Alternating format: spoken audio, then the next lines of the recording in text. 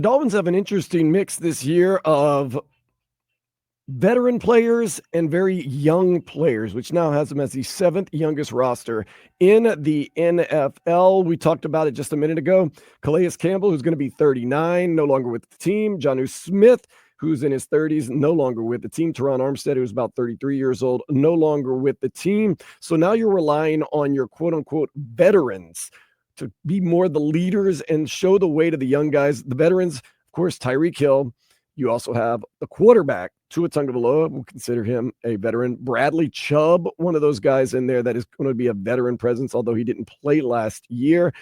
Zach Sealer, we don't know the whole situation with that, but they did get a lot younger in a lot of different positions. Patrick Paul takes over, quote unquote, for Teron Armstead. You get a lot younger in that position. You basically, Jalen Ramsey for Minkah Fitzpatrick. You trade contracts and age basically for the same thing right there.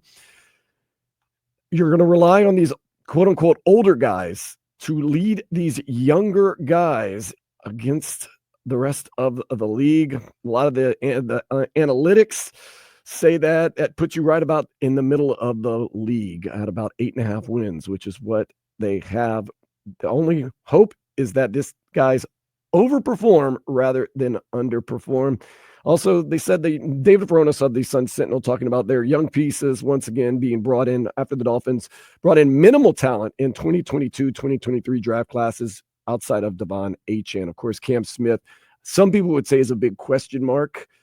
Vlad, I'll tell you, I don't rely on Cam Smith to do very much. He's part of the quote-unquote youth movement. We can't hold his hand anymore, is what Chris Grier said. And Chris Grier also steered clear of saying this is a soft reset or this is a rebuild situation. All right, well, if you break it down saying that they got younger, right? Mm-hmm. Wouldn't that be a rebuild? It's a new movement. I don't know what they're doing, to be honest with you. I think Chris Grier is kind of caught in a tough situation where he can't rebuild now because he doesn't have that much time because he could get fired. But at the same time, he doesn't want to keep going in the same direction. Some of the ones that really hurt is Robert Hunt, of course, has left the team. Christian Wilkins, we know, left the team. But Andrew Van Ginkel was the one that I think a lot of people really hurt on, especially after the year that he had last year. We could have actually paid him pretty decent amount of money. He was coming off of an injury. Brandon Jones, Javon Holland, they are also out. And once again, Calais Campbell, he is going to the Arizona Cardinals. Oh, man, we do have Chop Robinson. That is part of the youth movement. And he had a good second half of last season. Kenneth Grant, we took him out of Michigan. He is going to be playing up front. And a lot of people are saying, Kenneth Grant, don't look for sacks and look for all this because he's more of a space taker upper, for lack of a better term. He's supposed to just fill space and hold the line. He's a rookie. Got a good deal. Patrick Paul, of course, and Jonah Savianaya, who we just signed to that 4-year contract, second-round pick out of Arizona, offensive line bolstered. Not a lot of experience right there at the offensive line, and you're relying on two very young guys. Vlad, once again, you have to roll the dice and hope you overperform with some of these young guys. And as we saw last year with Chop Robinson, there was a little bit of a learning curve. You can admit, at the beginning of the season, a lot of people were saying, and we were on the shows that Chop Robinson is even playing in the games because he's not making a difference. And even people said, well, that was kind of his MO. He gets close, but he doesn't get there. And even Chris Grier, didn't he say that? Like, we don't want to look at the numbers. We just want to see that he's close and getting there. It's like, okay, but then he did start to get there. So now you have to start wondering about that. But last year's team did not work so great. A lot of that was Tua not playing. But good news, Vlad, and I know it's not a lot, but you do have $1.2 million remaining in cap space for the Miami Dolphins. So what's the one thing you should do if you're Chris Grier? Make sure that O-line is better, or get some secondary help. I would say secondary help. I mean, right now your starters are Cater Kahoo, Storm Duck, and Cam Smith on the edges. Storm Duck. Okay, so Storm Duck showed some signs last year. Undrafted free agent. While you're referring all these names, did you mention Bradley Chubb? Yeah, I did mention Bradley Chubb. That's one name that doesn't really seem to be getting as much. I'll tell you why. It's. I expect a lot from him. You gave him a deal. You gave up a lot. You traded draft picks for him. You gave him his bag, and he missed all of last season. Right. And he could have came back, they said, but there was really no need for him to come back. Why risk So, it? right. So I expect out of anybody in a defense this upcoming season, in 2025, I expect a big season from Bradley Chubb. More so than Chop Robinson. Chop Robinson. You're not probably going to hear a lot about Bradley Chubb and Jalen Phillips for two reasons. Well, Phillips is coming back from another injury. So Right. the fact of the matter is he's coming back after sustaining 2 significant injuries in back-to-back years. If it's a little bit slow with him, I'm not going to be shocked. I'm not expecting any slow start for Bradley Chubb. He's had time. You've had time. Basically, it's been a year and a half since you've done. Right. You did nothing in a whole year. And then you were out towards the end of you were towards the end of 2023, right? And then you missed all of 24. But once again, and you got the bag. You're not going to hear that much about it because, like you said, it's been a long time since we've seen Bradley Chubb do anything. And then, of course, Jalen Phillips, you don't know when he's going to be back or what capacity he's going to be back. So this is why it puts too much pressure to me on Chop in his second season because he got a taste of it last season. And I think he showed a lot of improvement towards the end of the year. But if you're a Dolphins fan, right, and you know that the secondary is questionable at best, you need those guys up front to get to the quarterback and put pressure on him. You got 3 guys that, like I said, if this was a video game, we could take simulation off. They'll destroy the quarterback. But on paper, yes. Yeah. But we don't know. Because we don't know the status of Jalen Phillips. And we love Jalen Phillips, but once again, is he going to be there for a while? Is he going to play well? You know, we can't rely completely on him because if it past is any indication, he's very injury prone. Got to be a little worried. Now, if you have $1.2 million in cap space, I think it should go towards getting some type of cornerback, some type of secondary help. Of course, the name that's out there in the price range would be Asante Samuel Jr., who we know it's a sticky situation for the Miami Dolphins because his dad basically his dad didn't basically, but his dad publicly stated that this is a little league franchise, basically, that Chris Greer is running. Now, Asante Samuel Jr. has said nothing. So maybe the sins of your father shouldn't be brought from the sins of the son. But sins of the father that would be the most Dolphins thing to do. You bring him in anyway because it already seems like there's some tension and some nastiness. You know, the other one, and we're not doing this again, would be the name that's out there, Eli Apple. I am 100% against that, by the way. Why are you against Eli It didn't Apple? work when it happened here. It wasn't very good, and he's even older now. He is without a team, I think, for a reason. A $1 million deal with incentives, they said, would be good enough to get Eli Apple back to South Beach. You want to get older? How about 8-year vet Cam Sutton, who finished his contract with the Pittsburgh Steelers? He and Minkah Fitzpatrick have that maybe chemistry. He's looking for another paycheck. Eli Apple? Nope, Cam Sutton. Oh, Cam Sutton. Where did Cam Sutton play? He played with the Pittsburgh Steelers last year. So he and Minkah Fitzpatrick might have a little bit of a chemistry. Okay. These are guys that you can get for that $1.2 million. Now, once again, that is an 8-year vet, Cam Sutton. So you're not getting very much younger, but maybe on a 1-year, $1.2 million deal. And then some of the other names, I can tell you that you're not going to get excited because, once again, these are $1 million guys. Jack Jones, Caleb Farley, certain guys that might go elsewhere, they're still available. But then again, when you're weak in the quarterback room and you have $1 million to spend, maybe it's something that you need to reach for and go out there and get a 1-year guy. Something. And the thing about Jack Jones and Caleb Farley, they just finished up their rookie contracts. So that's why they're, on the market. They're still somewhat young. If you made a point to be young, and if Cam Smith would just play like a 2nd-round pick, none of this would be a problem. But guess what? He doesn't. And guess probably what? This year he's not going to play like a 2nd-round pick. You don't think so? Vlad, we just keep waiting and waiting and waiting. And maybe it's a Noah Igbenogany situation where he just needs a fresh start somewhere else. He's just wounded here. Vic Fangio and he didn't get along. Anthony Weaver didn't really play him a lot. And we know Anthony Weaver is kind of a player's coach guy. And he even stood up for him. So he just needs to mature more and stay healthy. And it still never played him. Secondary, I'll tell you what, the secondary is scary if you don't. Kader Kahu is a nickel. His best at nickelback is your leading edge guy. Storm Duck, who played kind of half a season last year, undrafted free agent. Cam Smith, who, like I said, I don't have a lot of faith that he is going to make a jump this year. Those are your guys. And like I said, the obvious choice is you could probably get Asante Samuel Jr. for $1.2 million, but is that going to be another situation? I mean, I bring him up again like an Odell Beckham Jr., where he kind of shows up to camp, isn't ready, kind of just, his dad has already called the organization a clown show. And, but I mean, okay, we know Senior is very outspoken. And he's kind of like RG3. He's got his podcast. He's trying to make it happen. I don't know if he's like RG3. I just think he's very high. He has a high belief in himself and his son. I don't have a problem with that. Listen, if I was him, if I was Senior, I would be saying that too. I would love for my son to play in his hometown, right? Where I could see him play every home game. You would love that.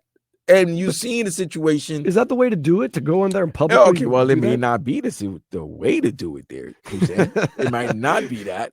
But, I mean, if you see something, it's like, wait a minute, what are we BSing about? Like, you need a cornerback. He's available. And probably he's right down the street. Yeah. You know what I'm saying? Like, the more you think about it, I know. It may not, sometimes you may not like the messenger, but it's not about the messenger. It's about the message. And the message is, you Miami Dolphins need cornerback help. I have a son who plays in the NFL. He's currently a free agent, and he's a good cornerback and can help you. And you don't even have to fly him for a meeting. I'm not even playing. You could drive. He'll literally drive 25 minutes to your location, and you can have a deal done. Vlad, literally, the second you sign Asante Samuel Jr., he would become your best cornerback. But that's all right, though. But you're not. No, I'm saying that's good. But that's good. But at least you know, if you're a Dolphin fan, you know who Asante Samuel Jr. is. You've seen him play at Florida State. You saw him play with the Chargers. You know that he can make plays. Didn't he have 3 interceptions in that wild card game against the Jacksonville Jaguars that they somehow choked and lost away? Yeah. But he can make plays. It's kind of we're getting into the nitty gritty time where camp is about to begin. I mean, because here's the thing, but you want Tyreek and Waddle to get their confidence back. When they go against the secondary that they got to face in practice, dude, I would think I could score 2,000. I'll get 2,000 receiving yards if I'm done, because you don't got to worry about 5 no more. 5 is not there. Right. Yes, Minka's there. He's great at safety to help, but he can't cover the whole field. No. Minka's good. He ain't Ed Reed now. Can only do so much. He's very good, but he's not Ed Reed. Only do so much. You can only do so much. I'm telling you, man. Asante Samuel, I would say, if you can get him for 1.2, let bygones be bygones. You know, your dad says what he says. He's outspoken. We need your help. You need somewhere to play. Let's make this happen. I am not stoked up about Eli Apple. I saw Eli Apple that 1 year here in South Florida, and that was younger. 25. Nah, stop playing, bro. Eli Apple's not 25. No, Asante Samuel's only 25. He fits everything you want. Young, talented, vet, a position you need. But okay, so this is the knock on him. Knocked for his poor tackling and the inability to play press coverage. Samuel's a playmaker who steadily improved in his Chargers tenure. He'll be a big asset. What does this big asset need? in the right system? A defense that had problems getting sacks and turnovers last year. What does it need? It needs a home run hitter. You need a playmaker. So you get those guys are getting a rush. If Jalen, Bradley, Chop, Sealer, like these guys are getting KG. If he gets, Grant, if they're putting pressure on the quarterback and the quarterback throws the ball and it's a little wobbly or whatever, you have a ball hawk. You have a ball hawk who can get you an interception and give your offense short field position. And with that, if that offense is clicking on all the right cylinders, giving them a short field is dangerous. And a guy like that, Asante Samuel Jr., that can help you out. He can also relieve some pressure on guys like Cam Smith, Storm Duck, and Cater Kahu. Now, we all remember Cater Kahu in that Bills game where Stephon Diggs just worked him, man. Just worked him. Cater Kahu can make some plays, but and this is the thing they say, the knock on Asante Samuel was his press coverage. Look, man, all these guys, they're not perfect. They're not putting anybody on an island. This is the NFL, man. These guys are going to get beat sometimes. Man, that's just as we talk about it. Like, I'm not excited about an Eli Apple move. I'm not excited about Cam Sutton coming I don't over want from Eli Pittsburgh Apple Steelers. again. No, he was terrible when he was here. Not terrible, no one good. Jack Jones, Caleb Farley, those names don't do anything for me.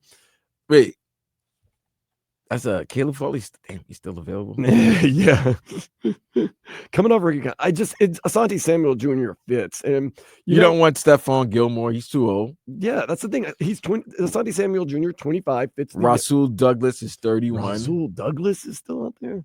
Yeah, he's still up there. Mike Hilton 31. Yeah, I mean, it seems like a pretty. Like I said. How sticky is it? His dad said some things. Who cares? Nah, but his dad knows the business. So what he doesn't want is his son to probably get caught up in the business end of the game. Because at 25, he should still be playing. Yes, absolutely. And he's a free agent. He hasn't been signed yet. Maybe he's holding out. I don't know. No, I don't think he's holding out. He's a free agent. So if you're a free agent, you know what I mean? Like he's holding out, signing a contract. What with a contract, you kind of know what everybody's financial situation is, right? So they know what they're gonna offer you, and you want to play. So I don't know if it's a situation where maybe now his agent wasn't able to negotiate a deal, so now you just stay in shape and wait for a major injury to happen to somebody, and then you got them by the Wilsons. Only other they're talking about Jack Jones, possibly formerly of the Raiders. Yeah, 27 years old. And I think the if you really look at it, their secondary was just their safety position was bad until they got Minkah.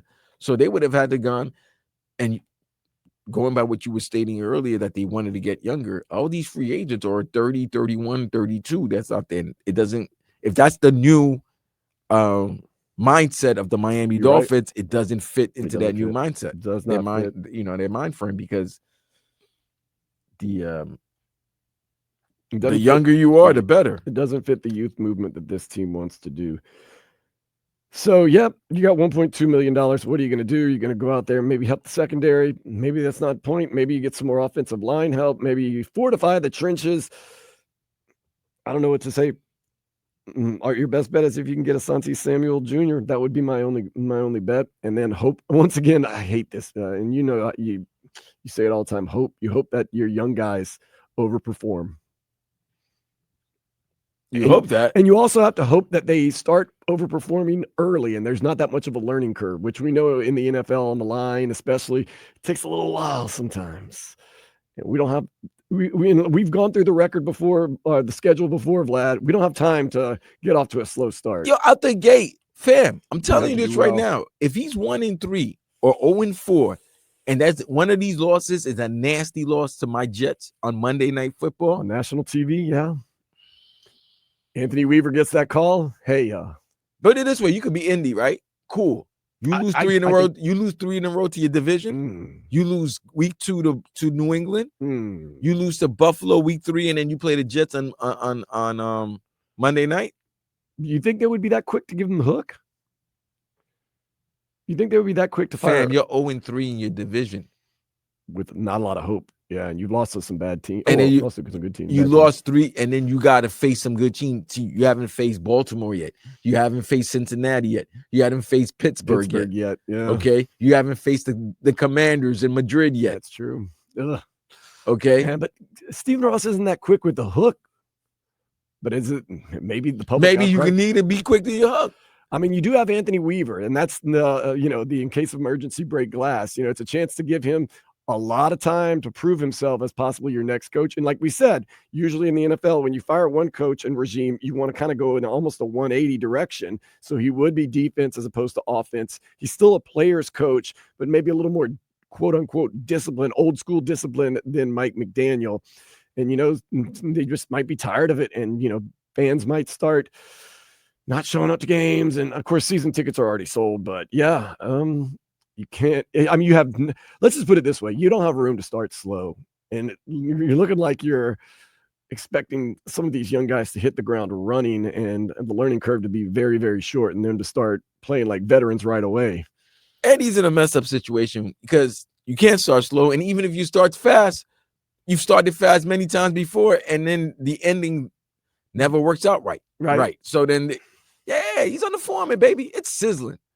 We might burn him. He's small. He's a small wing. Pro Football Talk. Mike Florio has said Mike McDaniel on the hottest of hot seats in the NFL. We were saying that before. We put him on the foreman. I mean, I thought he was on the foreman last year. I thought so, but then he got the extension, so we were like, "Oh, that's nasty work." We were sitting there talking about how this season has gone bad. Mike McDaniel might be done. Then they give him the game ball after the San Francisco 49ers game. That removed pretty much all doubt. That's when we knew it was like, "Oh, man, he's back." They're both. And then what? Not even. The gun didn't even get fired off before the game was over.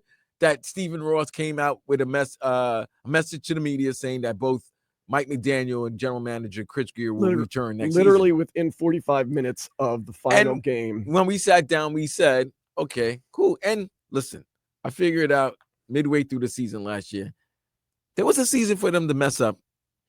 It was last season. This year, there's no room for There is failure. Absolute no room for error in this 2025 everybody's season. Paid, everybody's happy. You have your new vision. You've had to show yourself. This is the year. These are the years that the contracts have kicked in. You better show.